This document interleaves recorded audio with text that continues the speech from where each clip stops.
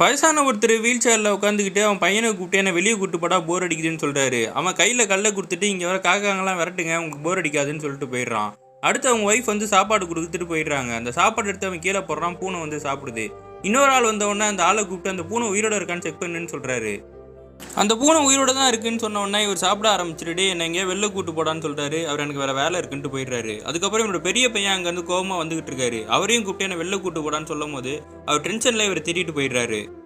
கடைசியாக அவங்க பேர பசங்களாம் அந்த பக்கம் போகிறத பார்த்துட்டு எங்கே போகிறீங்கன்னு கேட்குறாரு. நாங்கள் தோட்டத்துக்கு விளையாட போகிறோன்னு சொன்ன உடனே என்னையும் கூட்டு போங்கன்னு சொல்கிறாரு. அந்த பசங்களாம் இவரை வீல் சேரில் வச்சே தோட்டத்துக்கு தள்ளிட்டு போயிடுறாங்க. பேர பசங்க கொஞ்ச நேரம் இவர் கூட பேசிக்கிட்டு இவர் அங்கேயே விட்டுட்டு விளையாடுறதுக்காக போயிடுறாங்க. இவர் இயற்கையை ரசிக்கிட்டு இருக்காரு. அப்போ இவருக்கு ஒரு சத்தம் கேட்குது. இவர் மேலே நிமிந்து பார்த்தா தென்னை மரத்தில் ஒரு தென்னங்கொலை கீழே விழுறதுக்காக ஆடிக்கிட்டு இருக்கு. இவர் பயந்து போய் சுற்றி எல்லாரையும் கத்தி கூப்பிட்டு பார்க்குறாரு. யாருமே வரல. இவராக வந்து வீல் சேர் ரசித்து பார்க்குறாரு. வீல் சேரும் அங்கேருந்து நகரவே இல்லை. அவ்வளோதான் நம்ம வாழ்க்கை முடிஞ்சு போச்சுன்னு சொல்லி அட்லீஸ்ட் நம்ம இந்த இயற்கையாவது ரசிச்சமேன்னு சொல்லி கண்ணை மூடுறாரு.